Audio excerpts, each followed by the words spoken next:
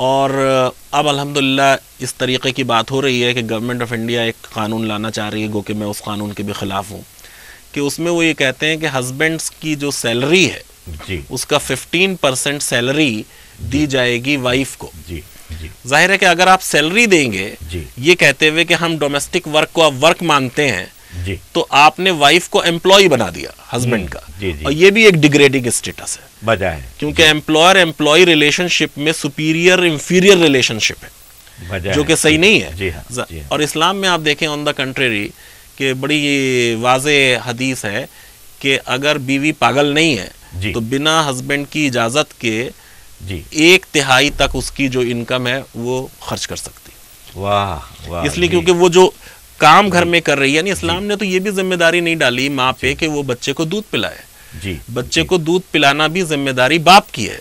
जी, अब ये कि वो ये कह सकती है कि भाई तुम्हारे बच्चे के लिए जो सबसे अच्छा फीड है जी। वो मेरे पास अवेलेबल है, हाउ ट्रू। और ये उसका प्राइस है। जी, हस्बैंड जो है, फादर जो है, ये उसकी जिम्मेदारी है कि उसको अरेंज करना है वो जी, फीड, जी, और सारी जिम्मेदारी जो है वो सब हस्बैंड की है इस्लाम में। जी, इसलिए क्यों, या तो आप उन्हें कंपनसेट करें, अगर आप कंपनसेट नहीं कर रहे हैं तो आपकी जो भी अर्निंग है जी, उसमें से 1/3 तक वो खर्च कर सकती है बिना आपकी इजाज़त के। जी, जी, ये एक था। उसके बाद राइट टू डाई पे उस ज़माने में हिंदुस्तान में कुछ ऐसा तहकीकी काम नहीं हुआ था, तो मैंने एक मकाला लिखा जो सुप्रीम कोर्ट जर्नल में छपा, और उसके बाद जब सुप्रीम कोर्ट ने फैसला दिया तो उस मकाले को 4 जगह सुप्रीम कोर्ट ने कोट किया, वाह, लेकिन जो मेरे दलाइल थे वो सुप्रीम कोर्ट ने नहीं माने। अच्छा, जी, और सुप्रीम कोर्ट ने राइट टू डाई को एक कॉन्स्टिट्यूशनल हैसियत दे दी। जी, उसके बाद जाहिर है कि मेरे अंदर भी बड़ा जवानी का वलवला था। अभी भी है, मैं देखता हूँ। मैंने बड़े क्रिटिकल आर्टिकल्स जी, अखबारात में लिखे कि सुप्रीम कोर्ट ने जो ये फैसला दिया है ये बिल्कुल गलत है, जी, और मेरे दलाइल सुप्रीम कोर्ट ने नहीं समझे। जी, और बड़ी मुझे खुशी है ये बात आपसे शेयर करते हुए कि 18 महीने के अंदर अंदर सुप्रीम कोर्ट ने अपना फैसला बदला, सुभान अल्लाह, और सुभान अल्लाह, उन दलाइल वाह, को जो फैज़ान। मैंने दिए थे वो जी, एक्सेप्ट किए, और जी। हिंदुस्तान से राइट टू डाई ख़त्म किया गया, क्योंकि हिंदुस्तान के हालात ऐसे नहीं है कि यहाँ राइट टू डाई हो। वाह, क्योंकि अगर यहाँ राइट टू डाई होगा तो इतनी डाउरी डेथ्स होती हैं, तमाम मदर इन लॉ कहेंगे कि भाई हमने तो माचिस और तीली और पेट्रोल सब जो है मुहैया इसलिए करा दिया कि हमारी डॉटर इन लॉ जो थी वो अपना एक कानूनी हक जो था इस्तेमाल करना चाहती थी। जी। हम तो बड़ा राइट फ्रेंडली सोसाइटी हैं, जी, तो वो बड़ा एक अहम चीज़ हुई। उसके बाद फिर राइट वहीं वहीं बन गए बगुले, मैं गुजर गया जिधर से।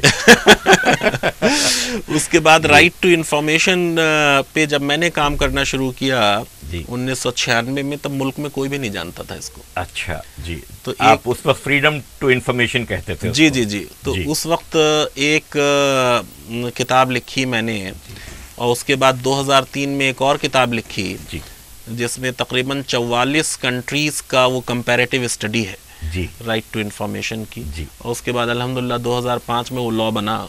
जी, तो मैं समझता हूँ ट्रांसपेरेंसी और अकाउंटेबिलिटी की फील्ड में जी, राइट टू इंफॉर्मेशन एक माइलस्टोन है, गो के इंफॉर्मेशन ब्रोकर्स ने इस राइट को बड़ा एब्यूज़ करना शुरू कर दिया है। जी, जो मेरे माइंड में उसका मकसद था वो बहुत हद तक शायद मेरे ख्याल से रियलाइज़ नहीं हो रहा है। वो रिवर्स डायरेक्शन में जा रहा है। हर ऑफिस में जो डिसग्रंटेड एलिमेंट है जी, जी। वो RTI यूज़ करके पर्सनल स्कोर सेटल कर बहुत रहे हैं। सही, बहुत सही। लेकिन ये कि क्या जाहिर है, क्या क्या नाम दिया आपने? Information brokers. हाँ, इंफॉर्मेशन ब्रोकर्स जी, जी, इंफॉर्मेशन ब्रोकर्स हैं, और उसका मिसयूज़ हो रहा है। जी, अच्छा, वो दरअसल हमारा जो लॉ हमने बनाया वो बहुत ही ज़्यादा लिबरल लॉ है। जी, मैं कह सकता हूँ कि शायद पूरी दुनिया में सबसे अच्छा इंफॉर्मेशन लॉ इस वक्त इंडिया में है। अच्छा, और जो इंडिया की रिकॉर्ड कीपिंग थी जी, जी, वो उस दर्जे की जाहिर है अभी भी नहीं है, जी, और हमारी बहुत पुअर रिकॉर्ड कीपिंग है। हम डिजिटाइजेशन नहीं है हमारे रिकॉर्ड्स का, जी,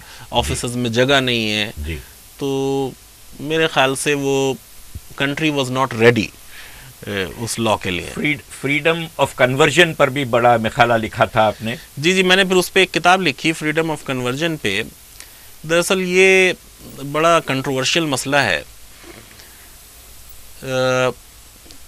जिस वक्त हिंदुस्तान का आइन बन रहा था जी, तो उसमें लफ्ज़ प्रोपगेशन ऑफ रिलीजन जो था, आर्टिकल 25 जो कि मजहब की आज़ादी का हक देता है, वो नहीं था। जी जी। और उसके बाद क्रिश्चियन हजरात ने उसका बड़ा मसला उठाया।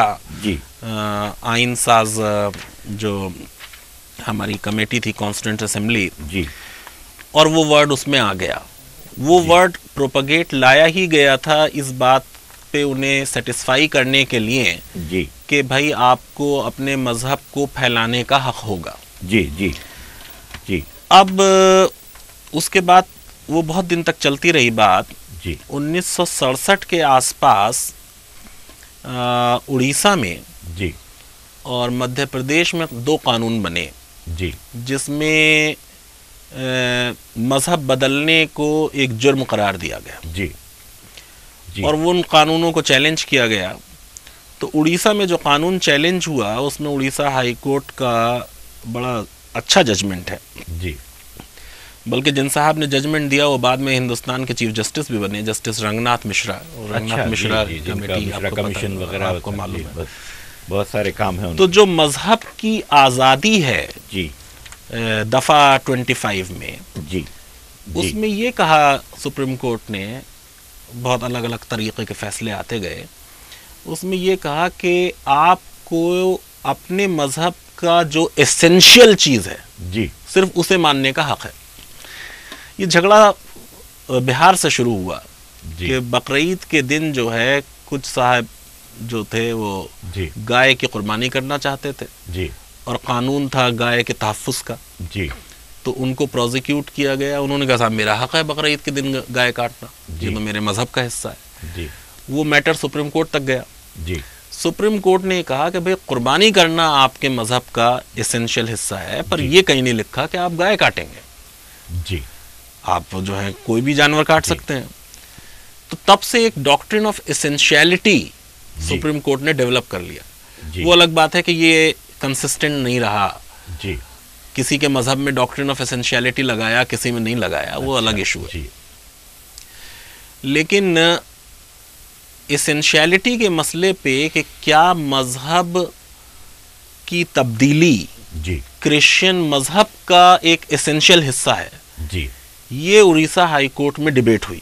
जी। और उन्होंने बाइबल और ओल्ड टेस्टामेंट और तमाम अपनी जो और मजहबी किताबें थी उनसे बहुत ऑथेंटिक एफिडेविट प्रोड्यूस किया, जिसके जवाब में गवर्नमेंट ने कोई एफिडेविट नहीं दिया। इसलिए जो चीज गवर्नमेंट ने नहीं कंटेस्ट की किसी भी मुकदमे में, एक पार्टी एक बात कहे और दूसरी पार्टी उसको रिफ्यूट ना करे, तो वो प्रूफ फैक्ट माना जाता है। तब भी अदालत ने उसको कंसीडर किया। अच्छा। और ऑन मेरिट ये डिसाइड किया कि मजहब की तब्दीली के लिए इनवाइट करना ये ईसाई मजहब का एक एसेंशियल एस्पेक्ट। जी, जी। और अगर वो एसेंशियल एस्पेक्ट है तो वो आर्टिकल 25 में कवर्ड है, और कोई भी कानून जो उसको जुर्म करार देता है वो कानून गलत है। जी, जी, जी, जी। मैं ये समझता हूं कि ये एक फाइंडिंग है ऑन फैक्ट्स। जी, जी। और ये केस फिर सुप्रीम कोर्ट में गया। सुप्रीम कोर्ट ने ये कहा कि आपको मजहब को प्रोपगेट करने का हक है, जी, जी, लेकिन कन्वर्ट करने का हक नहीं है। जी, जी। तो प्रोपगेट कोई भी आदमी अपने मजहब को जो करता है तो कन्वर्ट करने के लिए ही करता है। जी, जी। और हिंदुस्तान के जो बहुत बड़े माहिर कानून और माहिर आइन के रहे एच.एम. सीरवाई, उन्होंने इस जजमेंट के एनालिसिस में जो सबसे बड़ी किताब हिंदुस्तान में कॉन्स्टिट्यूशनल लॉ की मानी जाती है, उसमें लिखा है कि this judgement is productive of great public mischief and should be overruled. अच्छा, मेरा इसमें 2 व्यूज़ हैं। पहली चीज़ तो ये कि ये नहीं हो सकता कि आर्टिकल 21 का तो लिबरल इंटरप्रिटेशन हो और 25 का ना हो। कितनी सही बात है। जी हाँ। तो ये जजमेंट मैं समझता हूँ उस जमाने का है जब कोर्ट फंडामेंटल राइट्स का पे एक बहुत ही नैरो व्यू लेती थी। अब क्योंकि कोर्ट्स ने फंडामेंटल राइट्स एक्सपेंड कर दिए हैं और वो एक ब्रॉडर व्यू लेते हैं, तो इस राइट पे, फ्रीडम ऑफ रिलीजन के राइट पे भी एक ब्रॉडर व्यू कोर्ट को लेने की जरूरत है। जी, जी। दूसरी चीज मैं ये कहना चाहता हूं कि जो भी मजहबी कन्वर्जन है जी वो कन्वर्जन जो होता है तो वो कास्ट एरोगेंस से होता है, जी एक्सप्लॉइटेशन से होता है, जी स्टेट के फेलियर से होता है। तो जी। बैकवर्ड इलाकों में जहां स्टेट को पहुंचना चाहिए था, स्टेट नहीं पहुंची जी और क्रिश्चियन मिशनरीज पहुंची जी और उन्होंने सोशल वर्क किया जी और उसकी वजह से अगर कुछ लोग कन्वर्ट होते हैं जी तो वॉलेंट्री कन्वर्जन जी जो है उस पे कभी भी आप कोई क्वेश्चन मार्क नहीं लगा सकते। जी और इनवॉलेंट्री कन्वर्जन जो है, जी। जो फोर्स कन्वर्जन है, जी। जो जाहिर है कि इस्लाम में भी जी। मना, इस पे भी मैंने एक मकाला लिखा है जी। कि फोर्स कन्वर्जन इस्लाम में अलाउड नहीं है, ला इकराह फिद्दीन, दीन में कोई कंपल्जन नहीं है। सरीहन ममानियत है। जी जी जी जी तो उसकी वजह से मुझे ये लगता है कि इस जजमेंट पे नजरसानी की ज़रूरत है